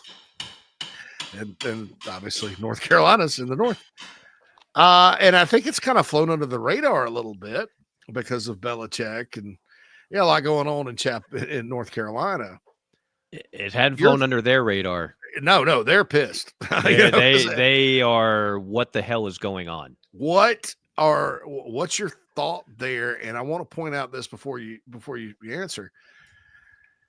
North Carolina is still, as far as head basketball coach there, men's goes, in the Frank McGuire coaching tree.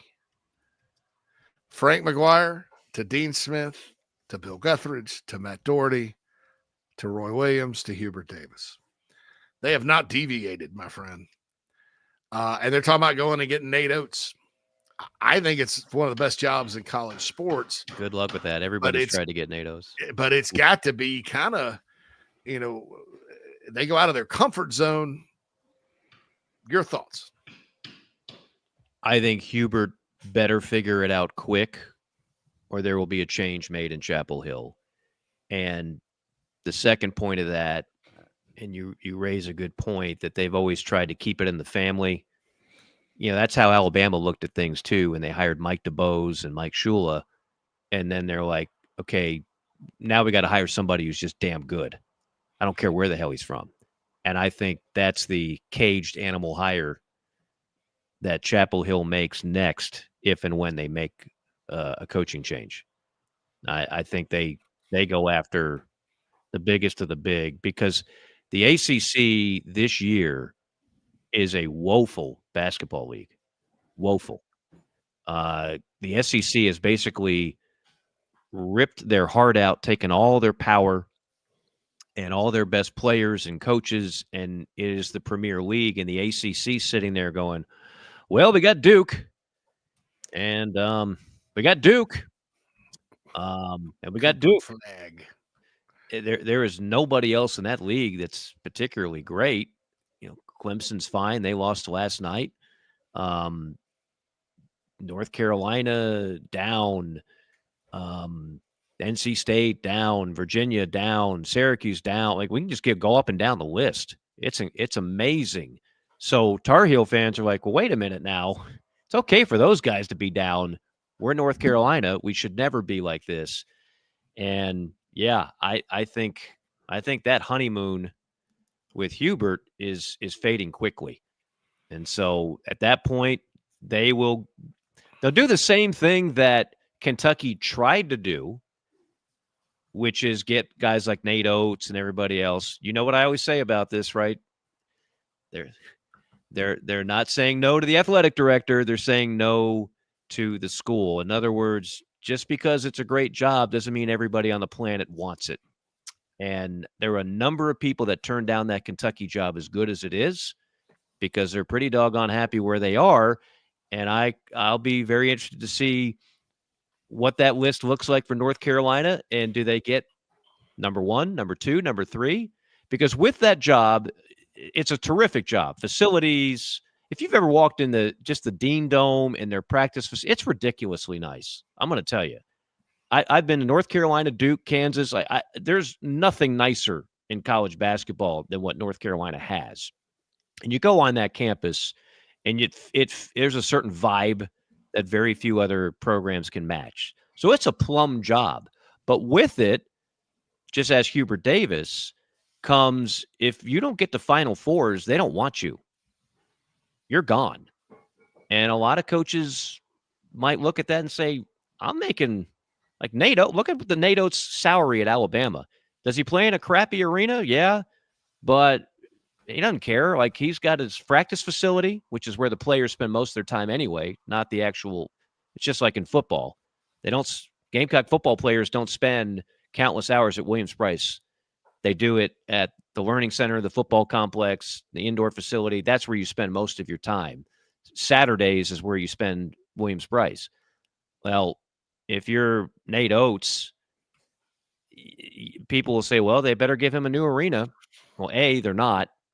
The moment they lost Saban and NIL became a thing, all of a sudden it's like, let's take some of that arena money and let's keep it in football. And B, I'm not sure if Nate particularly cares, because Alabama wins anyway.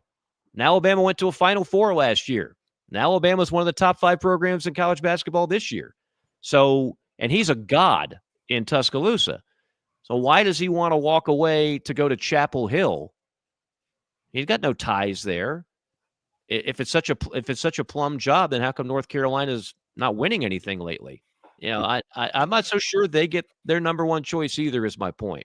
Yeah, listen, in Alabama's defense, though, you got to keep up with the Joneses and Auburn's new $26 million scoreboard. All right. Yeah. Alabama may cut that basketball budget, and because they're building it. My understanding is they have a new arena planned out. They've had that plan, JC, for a while, but when it came down to actually cashing those checks, and it was like the football people who are paranoid that they're going to lose, and justifiably so, that they're going to lose their might without Nick Saban, the GOAT. Yes. It's like, look, we love basketball, man. We'd love a new arena, but Nate's doing pretty good with what they have. Why don't we just take that money and get a new GM and player personnel? And we were talking the other day, Mike, Auburn, number one basketball team in the country right now. Which is still unbelievable. They were building they had a practice facility teed up for him, right? Because apparently at Auburn, Neville Arena is used for like gymnastics and the women and a lot of other stuff too. It's hard. Yeah. Like they have a scheduling issue. So they were like, well, we're just gonna build you a new basketball practice facility for you and the Lady Albies or whatever they are. And everything was good. And the Board of Trustees, it very subtly came out the other day.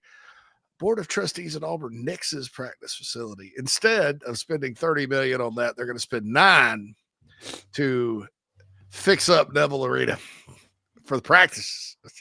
Right. Meanwhile, last year they spent $26 million on the world's largest scoreboard at Jordan-Hare Stadium. For a team that hadn't had a winning season in a long time. It's the magic of football, man. Oh, wow. You will justify anything and everything spending on football. Well, I can hear the Board of Trustees members down there now. Like, well, I mean, Bruce is doing a good job without the facility. They're number one. I mean, obviously he don't need it. Yeah. The price of Yellowwood's about to go up. Well, and you remember like a year ago, and I know where a lot of this came from, and we'd have an occasional person in the chat box say the real problem with Gamecock basketball, we don't promote it enough. Not enough billboards around. Drive to Auburn, Alabama. You're not going to see a ton of Auburn basketball billboards or a bunch of commercials on local radio promoting the team. Bruce Pearl took an absolute crap pile and turned it into a national power in a city that hasn't really supported basketball well that in the past, and a program that hadn't been to the NCAA tournament since like 2003. I think they had the longest drought because the Gamecocks had the second longest before the Final Four year of 2004. Auburn was number one, the longest drought. Bruce goes over there, and those first couple of years, they were awful. Yeah. Bruce inherited an absolute, Sanford and Son like junk pile, but he built it into a friggin' power, and they're winning SEC titles and a Final Four. And guess what? It's not because their marketing department is great. It's because Bruce Pearl is that good. Players. Love him or hate him, Bruce Pearl. I love it. I think he's outstanding. I have when he was at Tennessee. I mean, he's that damn good. And if you don't like him, it's on you, man. You'd love to have him. I was talking to Phil about this when we brought up the arena thing because it was funny originally, but then I started thinking about this. That Indiana, speaking of blue bloods in basketball, that Indiana job's going to open. And there's a lot of rumors out there about Bruce Pearl and that job. Right. Bruce has never had the blue blood gig. UW Milwaukee, Tennessee, really good basketball. Lots of different coaches have won at Tennessee. It's a good job in men's basketball. Auburn, terrible job in men's basketball. So, no offense to Sonny Smith or Cliff Ellis, but not the best basketball job in the world, and he's won there. You circle that. I'm not circle it. Just keep that in the back of your Well, he won a Division II national title in Indiana. That's where those he are got my favorite dudes that win at the Right? D2 level. That's why I don't care what Brian Kelly did, how hard I respect him as a coach because he won at Grand Valley State and spent 10 years there doing it. So I like Caleb DeBoer too. But anyway, or Signetti. Signetti, yeah, he was an assistant at Alabama and went to IUP, Indiana. I had a friend that went to school there. But Indiana in Bloomington, I thought Mike Woodson was a terrible hire. I remember when he coached for the Hawks. I don't know, man. Yeah. But I know he's an alum and all that, but I think he's going to be out soon. They might not win another game in the Big Ten. No, you're right. You could have North Carolina and Indiana open. This North Carolina thing, though, Mike, here's why I think Nate Oates may give it a look. And it's because it's North Carolina. It's not Kentucky. It's a unique situation because and this could either hurt them in their pursuit of Nate Oates or whoever, or help them. I had a coach. I covered high school ball in Gainesville, Georgia, and his name is Seth Vining. Great guy, tremendous person. I have a plaque up on my wall when they won a state championship, thanking me for coverage at East Hall High School, and he won it when this really special group of players were all juniors, and they're all coming back the next year. He's going to win it again. And he left and took a job at a private school at Lakeview Academy in Gainesville. And his assistant ended up winning the state championship the next year. And I was like, why'd you take this job? You got your team coming back and all that. He's like, well, because I've always wanted this job. And he said, and the thing is, in coaching, if a job's open that you want, you better take it because it may not come open again, ever. And North Carolina is such a powerful brand in hoops. I mean, it's as blue. Their colors are blue, but it's as blue as, them and Kansas, it's probably a tie between Kentucky, Kansas, North Carolina, best program in the country. And you mentioned the resources and everything they put into it. If you're a coach out there outside of that family, so to speak, and keep in mind, it's the Frank McGuire coaching tree, Mike. Frank McGuire left in the 60s. Okay. It ended up back in South Carolina and started, because Dean Smith was his assistant that took over, and they've stayed. So when in your lifetime would you ever do you feel like you'd ever get the opportunity to take North Carolina again as a basketball coach? And would you not feel a little bit special if you're the out of the family coach that they finally want to hire after 70 years? You're talking about Nate. Nate Oates specifically. Yeah. Would that not pull at you a little bit as a basketball person? I don't know. Look, I'm sure when Kentucky was flirting with him, everything you said about North Carolina, Kentucky can match it, right? He said except no. Kentucky's gone and hired Rick Pitino and Calipari and Billy Jack Tolliver or whatever the hell his name is. They've gone out of it. They don't have like a family. You know what I'm saying? No, you're right. Gillespie, Tubby Smith. I mean, yeah. they No, I know what whoever. you're saying. It'd be and that's historic. what I'm trying to point out, the difference. So that's what I'm asking you. I got you. That's a facilities job wise. Oh yeah, Kentucky's but is it not just a little more special if it's North Carolina? I know what you're saying, but I don't think the job is any better than Kentucky. And Kentucky their first choice wasn't Mark Pope, right? You know, JC, you and I have been working together a lot on JC and Morgan. I always point this out. Every fan base likes to think their job is the best job on the planet and then get whoever they want. Kentucky did not. That was not nearly their first choice or their second choice, right? Alabama's first football choice was not Kalen DeBoer. This is the way this thing goes. Hell, before they got Saban, they wanted Rich Rodriguez, for crying out loud. Dude, he almost took it too. So, oh man, he took it and then said, exactly, man. And that didn't work out too well. How do you think he felt being at a school in Alabama, at Jack State, and Saban's up the road? Yeah, but like I'm saying, if you don't take it, it may never open again. 100%. And when you're in Nate Oates' shoes, or for that matter, even Bruce Pearl, who's to say North Carolina doesn't pick up the phone and say, "Are you tired of coaching in front of 9,800 fans at Auburn and overachieving when you can be coaching in the Dean Dome and have these resources?" That wouldn't shock me, but yeah, you listen, right? If you're in that position, you know how this works. You go through the agent because it's not tampering, just like we do with players now. We play this little game like we're not actually tampering. No. We go through a third party. Those conversations usually are had months in advance. And you start to get a feel for, okay, is that coach really, is he the least bit unhappy? Does his wife like that town? Never underestimate that.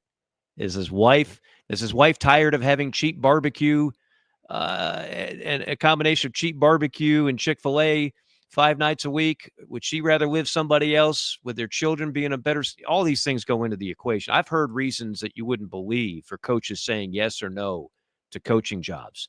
So that part I don't know. I'm not that deep into the weeds. But what I do know is Nate has had several opportunities to leave, and he has stayed. You listen when North Carolina calls. You listen. You're absolutely right. Does he actually leave? I don't know. And timing, like everything else in life, is so big in life. Let's just say one of these days, Bruce, Nate, thinking of another really good coach that consistently wins every year, they're going to have a bad year. And they got to do that coach's show on Thursday night from some place that serves up mediocre chicken wings and ignorant callers and cheap beer. And that combination, maybe one day you catch him on a day where he's like, you know what? I don't need this criticism. Who the hell were you before I got here? I'm gone. You don't appreciate my ass? I'm out of here. You just never know, timing-wise. But if you're top 10 in the country, and there's no SEC school in basketball that's going to lose their coach to money. They're just not. Well, Ma Paris got broken off because Ohio State wanted him. He was hot. He was the SEC coach of the year. You think South Carolina and Ray Tanner were going to lose him over money? No. Well, same thing with Alabama and Nate Oates, Auburn and Bruce Pearl. Take a pick of a good young coach, maybe. Chris Jans of Mississippi State. Now, that's a heavy rumor. That's a heavy rumor. Whoa, wait a minute. Chris Jans is being courted by a lot of folks. And he's really good. He's really good. That was a great hire. And he's going to take Mississippi State 3 straight to 3 straight NCAA tournaments after taking over for Ben Howland, who did virtually nothing. Ben Howland could not get it. He with the exception of Frank going to the Final Four, he basically was the Frank Martin of Mississippi State. Just never. Well, they were always pretty good, but not that. But I mean, Stansbury did.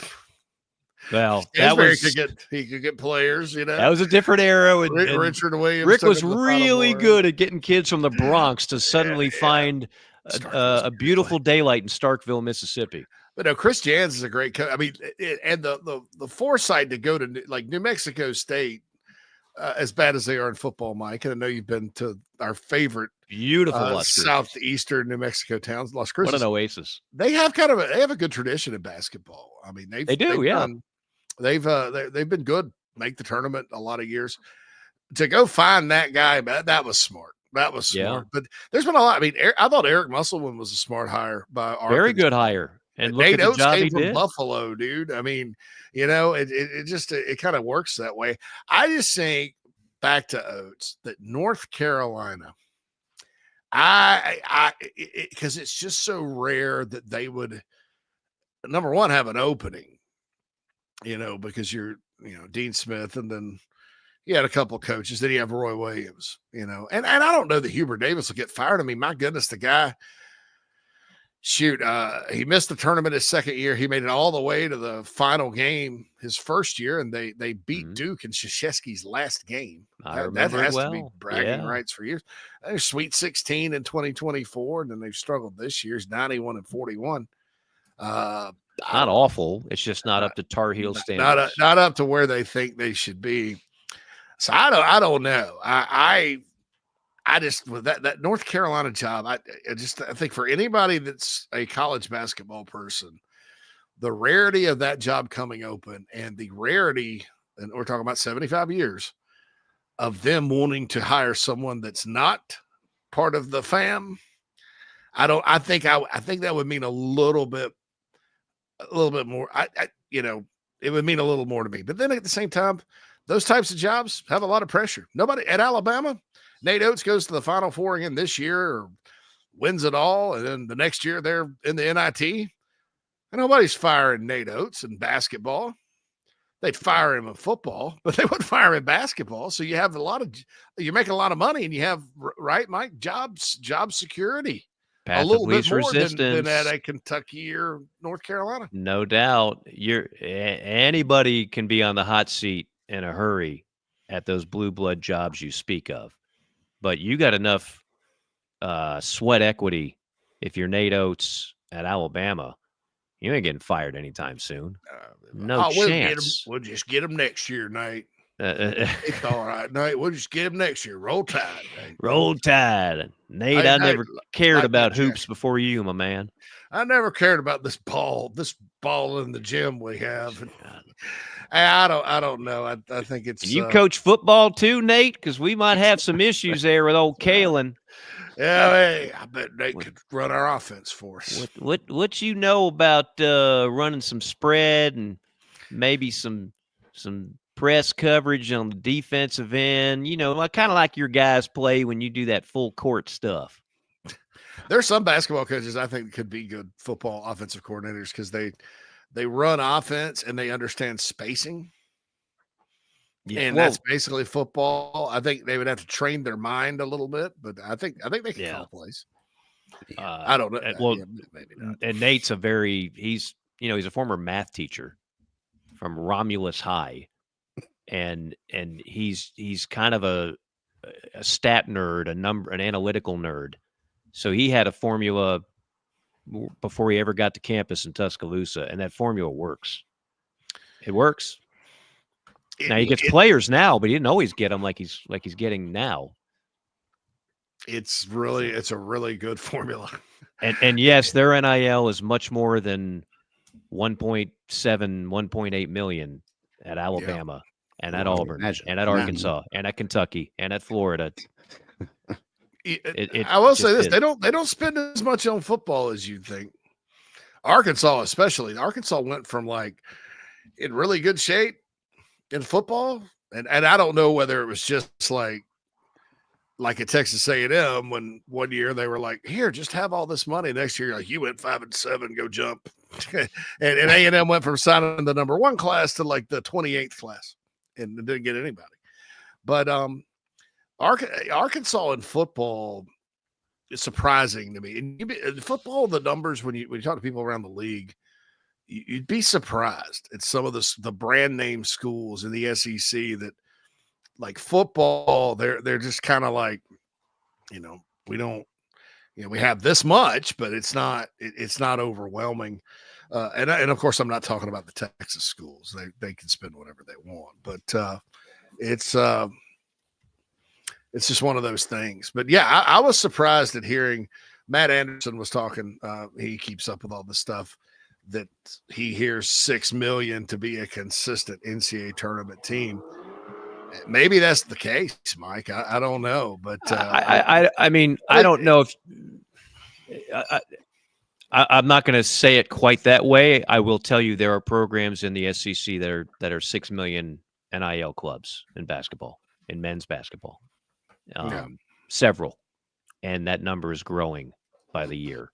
So it's not all about that. Look, there are coaches that do. Vanderbilt's probably going to be in the NCAA tournament this year, and they're not spending $6 million, not yet anyway. I do wonder with rev share, though, revenue share, how that's going to work. Well, I that's a great question, Jason. That's why I keep asking you. I keep putting you on the spot. I really want to know the revenue share. You know where I'm going with this. So yeah. you get X amount for football and you get X amount for basketball. And now, as you properly point out, the NIL, you can't do kind of the equivalent of the Sopranos, a no-show job, right? Where you're paying a guy a bunch of money, but he's not really doing the work. Well, in this case, artificial demand, you're paying somebody a lot of money. So what? They can sign a few autographs or put something on Instagram. You're not getting bang for your buck. That's not true market value. That's a scam. That's a scam that was perpetuated from day one of NIL, and everybody knows it turned into nothing more than pay for play, period. So now you got federal subpoena power, right? Like if you try to, now you're cheating the federal government. You're not just cheating the NCAA, which is a feckless enforcement agency. So my question becomes, okay, so now you kind of legitimize that, but there's still going to be the old school way of doing it, the bagmen, and there's still going to be money coming in. 2 points about the bagmen. I'm aware and familiar with those amounts, and compared to NIL and revenue share, you could get half of a player that's worth a damn with what they were paying. I mean, with bagmen days, you're talking for the cream of the crop, tops 150, 180,000 for all 4 years or 3 years, however long he's there. That will get you maybe a decent guy to play right guard for a season. So, and if you ever read that article on SB Nation about the bagmen, inside the bagmen, they're not the high roller booster guys. They're the guys that own the car dealership over in whatever that are anonymous and can get together that kind of cash. That's how the bagmen thing worked. There's no question players were getting paid, but they weren't getting paid nut job level money like they are now. Nothing ever got to seven figures. And in basketball, those guys, they're going pro in 18 months, and they're going to be multimillionaires 18 months anyway, the one and doneers. So I don't know if that can come back. Maybe so, but the amount of money you're trying to, pay somebody, though, the more chance you're going to get caught, because there is such a thing called the IRS that flags these larger amounts and stuff. Mm-hmm. So I don't know. I mean, I do think there is a way to funnel money into a collective and have it be legit. It sounds crazy. Well, let me turn it, but it's not. I know we only got 2 minutes left, so I'm gonna ask, and I think this is kind of where you were headed. One last question on this, and that is, are you in a way saying revenue sharing could actually help? Like if Gamecock basketball is either unable or unwilling to get closer to, say, 5-6 million in NIL, but revenue sharing now becomes the main source and kind of supplants NIL anyway, so that gap is then closed. Could you look at it that way if you're a fan of Gamecock basketball? Like, hey, we're getting doubled up on funds here, but with revenue sharing, that's going to change. Yeah, and rev share too, because the collectives are going to shrink. In other words, collective right now, if you're like the collective for South Carolina and you're looking at how to get everything done, you're needing 25 to 30 million a year in NIL money across the board. That's most places, right? Ohio State, 20 just on football. Okay, so that's what you're looking for. Now that number is going to shrink. It's between 3 and 7, which is much more attainable with things like low dollar memberships, business partnerships that generate revenue, personal appearances, gear, fun bake sales, stuff like that. Because the other thing about the collectives that people don't realize, boosters are not going to be allowed, per the new rules and the agreement with the House settlement, to just write a check to a collective and say, here, like so Oil Man Tex out at A&M can't go to the Aggies Unlimited or whatever the hell it is and say, there's $5 million to buy players. That's got to go. That can go into the university, and then they can use it for rev share, which there's a cap on. And so that's the struggle with the collectives now and the NIL people is, so how do we access these dollars that you're going to need over and above? And I think some people are going to be surprised that it's not going to be that, it's 3 to 7 million, I think. And then finally, you start having a $50 million college football player budget. I'm going to show you a team that goes 6-6, because that's a disaster. These are still young people and all that good stuff. And you have to keep in mind, you have to develop. So right there you go. Right. That's my speech for today. Mike, I enjoyed this, man. Hey, me too, man. Yeah. Love being on with you guys. Look forward to doing it again here soon. Yeah, have a happy Super Bowl Sunday. Where are you going to Austin or Nashville to cover that game? I'm going to Nashville, and it's a 1:00 Eastern game. So the wife and I will be there, and we're driving back. We'll actually enjoy the Super here at my home in Atlanta.